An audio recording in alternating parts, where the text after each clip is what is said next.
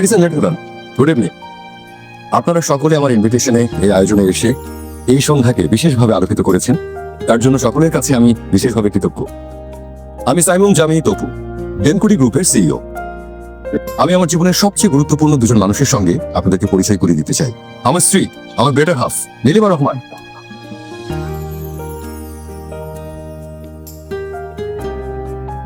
এবং আমাদের একমাত্র রাজকন্যা অঞ্জলি রহমান। বুঝলি, একজন সিঙ্গেল মাদারের জন্য আমাদের এই সোসাইটিটা একেবারেই সুটেবল না। আমার মনে হয় তোর এখন বিয়েটা করা উচিত। কিন্তু পারফেক্ট পাত্র তো পাচ্ছি না পোপা। যারা আসে তারা আমার বিজনেস স্ট্যাটাস এসব দেখেই আসে। এদের কারোর মধ্যে আমার মেয়েকে অ্যাকসেপ্ট করার কোনো মোটিভ নেই। সবাই চায় আমি আমার মেয়েকে হোস্টেলে দিয়ে দিই। সেটাই তো স্বাভাবিক, তাই না? একজন ছেলে তার নিজের জীবন, নিজের ঘর সংসার তার নিজের মতো করে সাজাতে চাইবে, এটাই তো স্বাভাবিক, তাই না? কিন্তু আমি তো এমনটা চাই না। আমি চাই আমার লাইফটা যেমন যেভাবে আছে সেভাবে কেউ একজন জাস্ট জয়েন করুক। আমি কোনো কিছুই বদলাতে চাই না। তাহলে তোর উচিত হবে একজন খুব সাধারণ ছেলেকে বিয়ে করা। খুব সাধারণ, আমার তো তাতে কোনো প্রবলেম নেই। আমার স্বপ্নগুলো তার স্বপ্ন হবে, আমার চাওয়া পাওয়াকে গুরুত্ব দিবে, আমার মেয়েকে নিজের মেয়ে মনে করবে, আর আমাকে কন্ট্রোল করার চেষ্টা করবে না। এই তো। এই আমার কাছে না একটা ছেলে এসেছে গ্রাম থেকে গত সপ্তাহে। তাই নাকি? আমার বন্ধু আছে না খালি, ও পাঠিয়েছে।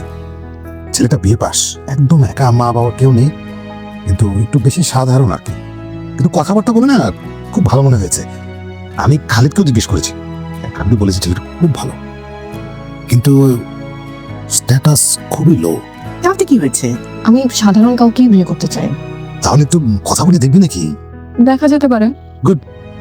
তবু শোনো, আজকে কিন্তু তোমাকে এখানে চাকরির জন্য ডাকা হয়নি। তাহলে স্যার তোমাকে আসলে এখানে আজকে ডেকেছি বিয়ের জন্য। মানে তোমার একটা বিয়ে দেওয়া যায় কিনা সেই চেষ্টাটাই করছি। আমি গরিব মানুষ, এটা ঠিক আছে, কিন্তু স্যার আমি তো বিয়ে পাস, ফার্স্ট ক্লাস পাইছি।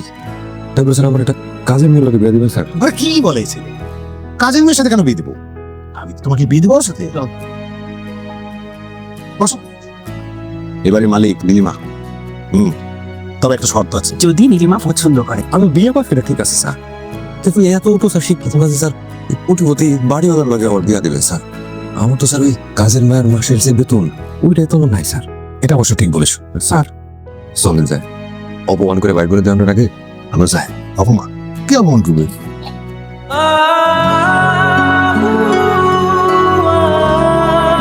এই যে হ্যাঁ, জি, বসো। আমার নাম নীলিমা। তপু, আমার নাম তপু। পড়াশোনা? বিয়ে পাস, ফার্স্ট ক্লাস। ফ্যামিলি থেকে কে আছে? পরিবারে তো কেউ নাই, বাবা মা মারা গেছে, সে তো অনেক বছর। অনেক বছর বলতে কত বছর? বাবা মারা গেছে 20 বছর 3 মাসে কুস্তি, আর মা 5 বছর এক। গতকালকে মায়ের মৃত্যুবার্ষিকী ছিল। আপনার লাইফের এইম কি? আমার নিজের জীবনে তো সেরকম কোনো এম নাই, বাইসে আছি, এটাই তো অনেক বড় ব্যাপার। মানুষের জন্য কিছু করতে পারলেই ভালো লাগে, বাবা মার জন্য তো কিছু করতে পারি। আমার ব্যাপারে ফুপা ফুপি আপনাকে কতটুকু বলেছে আমি জানি। আমার হাজবেন্ড মারা যান আমি যখন 6 মান্থসের প্রেগনেন্ট। আমার একটা মেয়ে আছে, ওর বয়স 6 বছর। ওকে নিয়ে আমার জীবন। জি, আপনি বসেন। ফুপা পেপে তোমরা তুমি বসে কথা। ফুপা একটু বেশি নর্মাল হয়ে গেল না? হ্যাঁ সেটা তো বললামই তোকে। ছেলেটা ভালো, একটু বেশি গরিব হয়ে যায় আর কি। কথা শুনে তাই মনে হলো, মানে একটু বেশি সহজ সরল, আর জীবনেও তেমন কোনো এক্সপেকটেশনস নেই। কিন্তু তুই চাপ নিস না তো, এখনই বিয়ে করতে হবে এমন তো না, হুম। তাই না? আর ডিসিশনটা এখনই নিতে হবে, হ্যাঁ, এমন তো কোনো কথা নেই। চাপ নিস না, আমি আরো খুঁজি, দেখি। তবে একটা জিনিস আমি বুঝলাম, মানে ছেলে কিন্তু আমার কথার বাইরে এক চুলও নড়বে না। তা নড়বে না। ওকে, আমি ওকে বিয়ে করবো, তবে এখন পাবলিক করবো না। মানে বুঝতেই তো পারছো, ওনার সাথে আমার অ্যাডজাস্ট করতে একটু সময় লাগবে, আর ওনাকেও একটু আমার রেডি করে নিতে হবে, মানে একটু প্রেজেন্টেবল করতে হবে। আমারও মনে হয় সেটাই ভালো হয়। তাছাড়া ছেলেটারও তো পিছু টান নেই। আমি তাহলে বরং ওর সাথে একটু আলাদাভাবে কথা বলি। হ্যাঁ শিওর শিওর। শুনুন, আপনাকে আমার ব্যাপারে কিছু বলার ছিল। আমার বাবা দীর্ঘদিন জাপানে ছিলেন। জাপানে থাকাকালীন উনি জাপানিজ এক ভদ্রমহিলাকে বিয়ে করেন। মূলত উনি আমার মা। কিন্তু বিয়ের পরে আমার বাবা এই দেশে থাকতে চান, আমার মা এতে রাজি হন। আমার মা জাপানে ফেরত চলে যান, আর আমি এখানে বাবার সাথে থেকে যাই। দীর্ঘ 20 বছর পর আফটার মাই ম্যারেজ আমি জাপানে যাই, আর আমার মাকে দেখি আমি। কিন্তু আমার মায়ের চোখে আমি আমার প্রতি সেরকম কোনো আবেগ দেখতে পাইনি, বরং মায়ের চোখে আমি আমার প্রতি অনেক অভিমান, প্রচন্ড রাগ, এরকমটা দেখেছি। আসলে আমার মা চেয়েছিলেন আমি আমার মায়ের সাথেই থাকি, কিন্তু আমি ছোটবেলা থেকে আমার বাবার খুব ভক্ত। এটা অবশ্য না বুঝেই হয়েছে, মা আসলে সেটা মানতে পারেনি।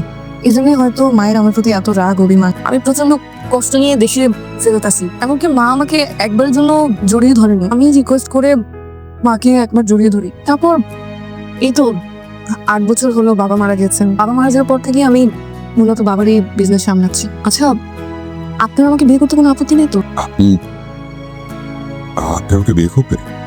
আপনার আপত্তি আছে? তবে আমার কিছু শর্ত আছে, আপনি যদি ওই শর্তগুলো মানতে পারেন তবে আমি আপনাকে বিয়ে করবো। আমার তুমি জানো উনি তোমার কি হন? না, জানি না। উনি তোমার পাপা হন। আমার বাবা এত গরিব। হ্যাঁ, পাপা একটু গরিব, কিন্তু মা তো বড় লোক। তাতে কোনো প্রবলেম আছে? না, কোনো প্রবলেম নেই। আমার গরিব পাপা। তারপর আম্মা, আমরা কই যাবো কালকে? কক্সবাজারে। কক্সবাজারে? কি যাবো আমরা করতে? মা, আমি, তুমি। আমরা 3 জন শুধু? আর তোমার এই পুতুলটা যাবে না? কালকে কি আমরা কক্সবাজারে যেতে পারবো, নাকি অন্য কোথাও যাবো? ঠিক আছে, আপনি তাহলে আপনার রুমে গিয়ে শুয়ে পড়েন। আশা করি আপনি আমাকে বুঝতে পারছেন। আমার আপনার সাথে ইজি হতে একটু সময় লাগবে, আর তাছাড়া আপনাকেও আমার প্রস্তুত করতে হবে। আশা করি আপনি আমাকে ভুল বুঝছেন না। না, ভুল বুঝছো কেন? আপনি যে আমারে বিয়ে করছেন, এইটাই তো একটা অষ্টম আশ্চর্যের ব্যাপার। সবাই তো আসলে বড় লোক স্বামী খুঁজছে, মানুষটাকে খুঁজছে। এদিক থেকে আপনি কিন্তু অনেক ব্যতিক্রম। আপনি কাইলে থাকেন, আমি চাই। এইখানে ব্যথা? এখানে অনেক ব্যথা ডাক্তার। এখানে ব্যথা? এখানেও ব্যথা ডাক্তার। এখানে ব্যথা? এখানে তো আরো ব্যথা। উফ, এখানেও ব্যথা করছে ডাক্তার। এখানে? এখানে অনেক ব্যথা ডাক্তার। এখানে ব্যথা? এখানে আরো ব্যথা ডাক্তার। এখানে ব্যথা? এখানেও ব্যথা। এখনই কমে যাবে, মেডিসিন লিখে দিচ্ছি। তাড়াতাড়ি লিখে দেন আম্মা। দিচ্ছি বাবা, দিচ্ছি।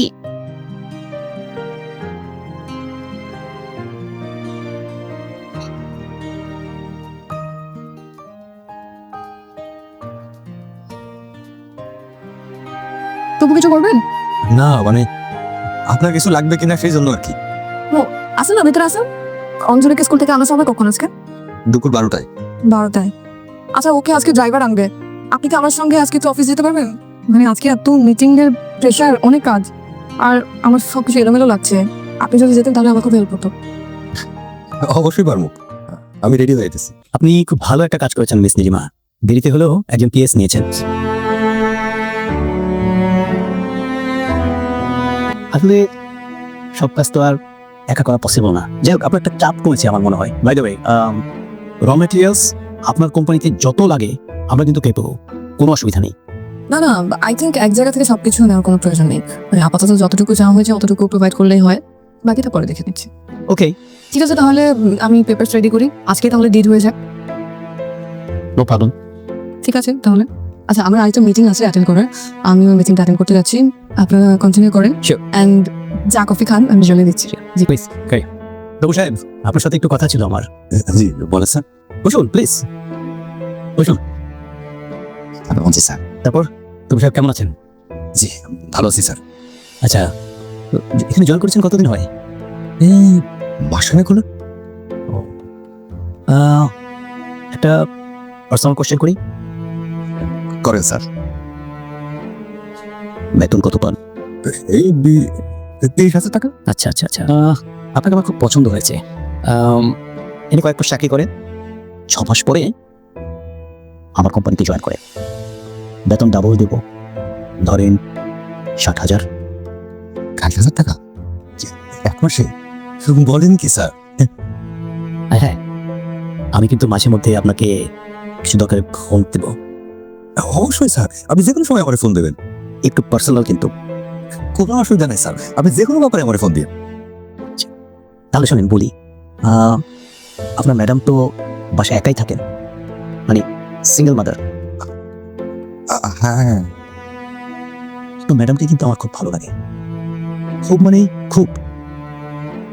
আপনার ম্যাডামের ব্যাপারে একটু কথা বলার জন্য, ওনার সম্বন্ধে একটু জানার জন্য আমি কিন্তু মাঝে মধ্যে আপনাকে ফোন দেবো। ঠিক আছে স্যার, কোনো অসুবিধা নেই স্যার।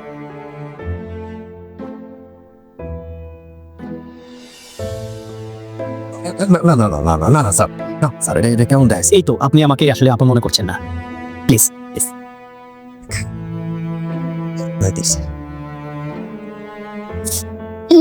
আপনি কি আমার উপর রাগ করেছেন?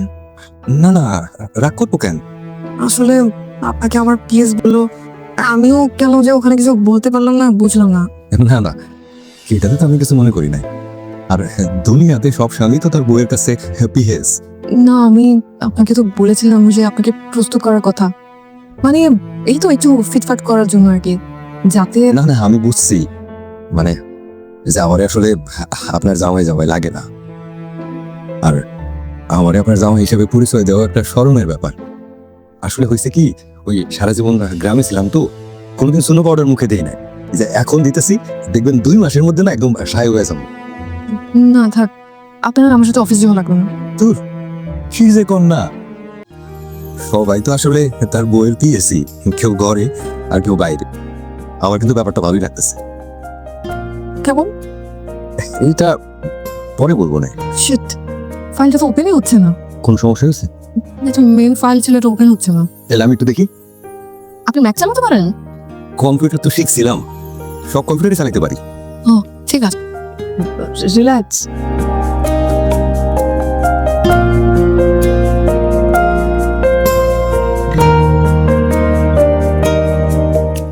না, হয়ে গেছে। না, কিভাবে করলেন? ওই আপনার ডিএমসি ফাইলের বোধ হয় কিছু একটা মিসিং হয়ে গেছিল, আবার ইনস্টল করে দিচ্ছি। Thank you.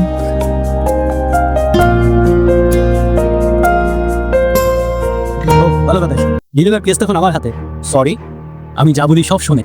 নীলিমার পিএসকে দিয়ে নীলিমাকে হাত করতে হবে। একবার যদি নীলিমাকে ব্যাংকক নিয়ে যেতে পারি, তুমি সাকসেস হলেই আমরাও সাকসেস। ইয়েস। আরে তবু সাহেব, আসেন আসেন আসেন, বসেন, আপনার জন্য অপেক্ষা করছিলাম। সরি স্যার, আমার মনে হয় আসতে একটু দেরি হয়ে গেল। কোনো সমস্যা নেই, কোনো সমস্যা নেই। আচ্ছা চলেন, আপনাকে আগে পরিচয় করে দিচ্ছি। উনি হচ্ছে এইচপিআর গ্রুপের সিইও মিস্টার বাদল সাহেব, আর উনি হচ্ছেন টেকনোমাই গ্রুপের সিইও জনাব নীরব সাহেব।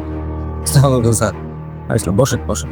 শফিক ভাইয়ের কাছে আপনার অনেক প্রশংসা শুনলাম। কি যে বলেন স্যার, আমি সামান্য একজন পিএস, আপনাদের মতো মানুষ আমার প্রশংসা করতেছে, এটা তো আমার বিশ্বাসই হয় না স্যার। বাবু সাহেব, শুনলাম আপনার স্যালারি মাত্র নাকি 30,000 টাকা। শুনে খুবই কষ্ট লাগলো, এটা অন্যায়।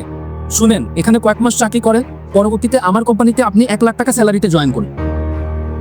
আমি তো সেটাই বলছি, আপনি আমার কোম্পানিতে জয়েন করেন। রাখেন তো ভাই, তপু সাহেবকে আমার খুব ভালো লাগছে। তপু সাহেব আমার এখানেই জয়েন করবে। আরে ভাই, আপনার যেখানে খুশি আপনি সেখানে জয়েন করেন, কোনো অসুবিধা নাই। আমি যে কি বলবো স্যার, বুঝতেই পারতেছি না। আসলে আমি খুশিতে স্যার একদম আত্মহারা হয়ে গেছি স্যার। আচ্ছা, ম্যাডামের কি অবস্থা বলেন তো? স্যার, ম্যাডাম ভালো আছে তো স্যার, অফিসে। ম্যাডামের বাসায় কি কেউ আসে, মানে পুরুষ মানুষ? আমি জয়েন করার পরে তো স্যার খাওয়ারে আসতে দেখি নাই স্যার। আচ্ছা, রাতে কি কার সাথে ফোনে কথা বলে? এটা তো স্যার আসলে কইতে পারুন না।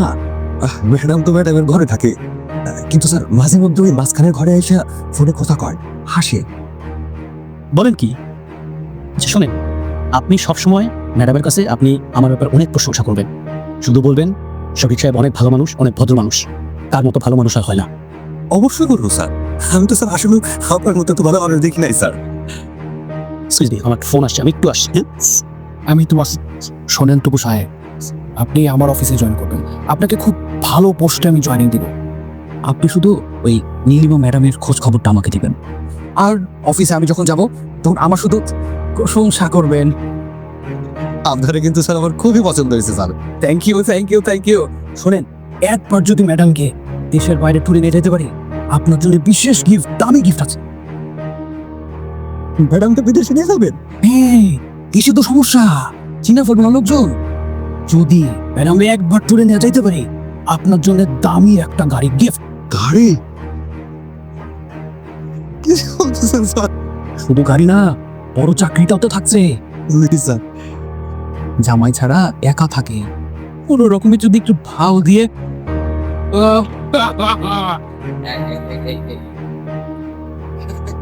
দরকার ছিল স্যার, কি দরকার ছিল?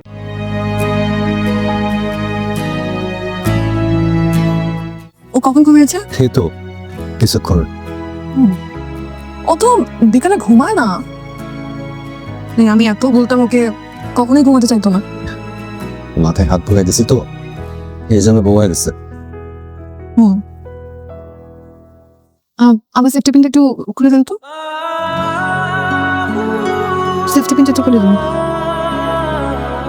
तेरी सांसों से जुड़ी मेरी सांसें, जैसे दिल से जुड़ी दिल की बातें, ये हवाएं भी।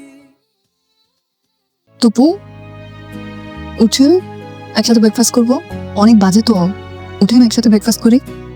টুপু আস্তে আস্তে, কি হলো? আপনি এরকম চমকে উঠে গেলেন কেন? না কিছু না। মানে ব্রেকফাস্ট করতে আসেন, একসাথে ব্রেকফাস্ট করি। আসতেছি 5 মিনিট। না না, আপনার তাড়াহুড়া করে আসতে হবে না। আপনি যেভাবে লাফ দিয়ে উঠলেন আপনার মাথা ব্যথা করবে। আপনি একটা কাজ করে আপনি শুয়ে পড়েন, আর একটু পরে যাবেন, আমি মাথায় হাত তুলে দিচ্ছি। গুড মর্নিং পাপা। গুড মর্নিং আম্মু। এই ডিমটা খেয়ে যাও, আরে ডিমটা খেয়ে যাও। আপনি আজকে অফিসে যাবেন না? আপনি জানেন না আজকে তো গভর্নমেন্ট হলিডে, আজকে ফ্যাক্টরি বন্ধ। তবে আমি আজকে বেরোবো, একটা পার্টি আছে। ওই আমাদের যে জার্মানির কোম্পানির সাথে আমরা কাজ করি, ওই কোম্পানির সিইও উনি আবার বাংলাদেশি। উনি রিসেন্টলি বাংলাদেশে এসেছেন। সো আজকের জন্য একটা পার্টি থ্রু করছে, যেখানে আরো অনেক কোম্পানির সিইওরা থাকবেন।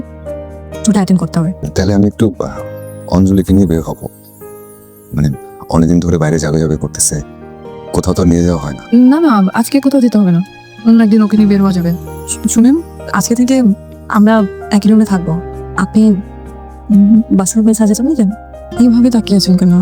আমরা তো হাজব্যান্ড ওয়াইফই, আমরা কি একই রুমে থাকতে পারি না? সে পারি। তো সাজাতে পারবেন? হ্যাঁ পারবো। আপনি আজকে শেরওয়ানি পরেন। আচ্ছা। আমিও যে পার্টি থেকে ফেরার পথে একটা পার্লারে ঢুকে একটু হালকা পাতলা সেজে আসবো। আচ্ছা।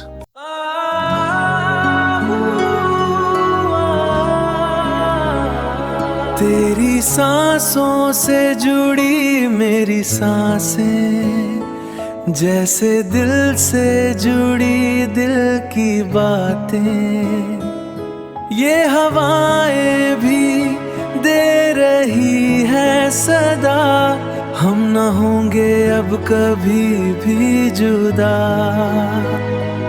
से जुड़ी मेरी सांसें, जैसे दिल से जुड़ी। Ladies and gentleman, good evening. আপনারা সকলে আমার ইনভিটেশনে এই আয়োজনে এসে এই সন্ধ্যাকে বিশেষভাবে আলোকিত করেছেন, তার জন্য সকলের কাছে আমি বিশেষভাবে কৃতজ্ঞ। আমি সাইমুম জামি তপু, ডেনকুডি গ্রুপের সিইও। আপনাদের সকলের সঙ্গে আমার একটা দীর্ঘদিনের সম্পর্ক আছে, একটা কাজ ব্যবসার যোগাযোগ আছে, কিন্তু আমাদের সামনাসামনি কখনো দেখা হয়নি। এর একটা বিশেষ কারণ, কাজের কারণে এবং ব্যবসায়িক কারণে অধিকাংশ সময় আমার জার্মানিতেই থাকা হয়েছে। কিন্তু এতদিন পরে দেশে এসে আপনাদের সকলের সঙ্গে সামনাসামনি দেখা করতে পেরে আমি বিশেষভাবে আনন্দিত। আর এই আনন্দঘন মুহূর্তে আমি আমার জীবনের সবচেয়ে গুরুত্বপূর্ণ দুজন মানুষের সঙ্গে আপনাদেরকে পরিচয় করে দিতে চাই। আমার স্ত্রী, আমার বেটার হাফ নীলিমা রহমান,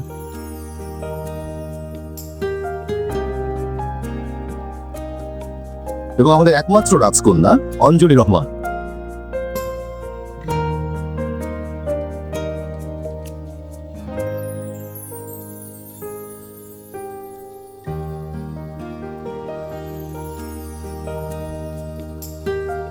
আমি আশা করছি আমাদের যে জার্নি সেটা আরো আনন্দের হবে, দীর্ঘ হবে। Thank you for coming, let's enjoy the party. Thank you. এসব নাটকের মানে কি ফুপা? এখানে আসলে খুবার কোনো দোষ নেই নীলিমা। আমি আপনার সম্পর্কে খোঁজ নিতে গিয়ে আস্তে আস্তে আপনার ভবিষ্যৎ, আপনার প্ল্যানস সেগুলো নিয়ে জানতে পারি। আমি অনেক ভেবেছিলাম, কিন্তু আমি জানতাম যে আমি আপনার কাছে এসে যদি হাজারবারও বলি যে আপনি ঠিক যেমন মানুষটা খুঁজছেন সেরকম একজন মানুষ, আমার কাছে সোসাইটি, স্ট্যাটাস, টাকা পয়সা কিছু ম্যাটার করে না, আপনি বিশ্বাস করতেন না। আমি আপনাকে হয়তো কোনোভাবে বিশ্বাস করতে পারতাম না যে আপনার মেয়েকে আমি আমার নিজের মেয়ের মতো করে কাছে নিতে পারি। তাই এই পথে আশ্রয় নেয়া, ফুপার বন্ধুর মাধ্যমে ফুপার কাছে যাওয়া এবং তারপরে আপনার কাছে আসা। অবশ্য আপনি যখন আমাকে বিয়ে করতে রাজি হয়েছেন তখন কিন্তু সেটা আমি ফুপাপুপকে জানিয়েছি, আর আশা করছি যে এই পরীক্ষায় আমি পাশও করেছি। এখন তো আমাকে নিয়ে আপনার কোনো সংশয়, সন্দেহ থাকার কোনো কথা নেই। আমরা তাহলে আজকে উঠি। সেটা ভালো। চল। আমাদেরকেও নিয়ে গেলাম আজকে রাতের জন্য আর কি, কালকে সকালে আবার দিই। নীলিমা, আশা করি আপনি আমাকে বুঝতে পারছেন। এছাড়া আসলে আমার কোনো উপায় ছিল না যে আপনাকে আমি বোঝাবো যে আপনি আমার নীলকান্ত মনে।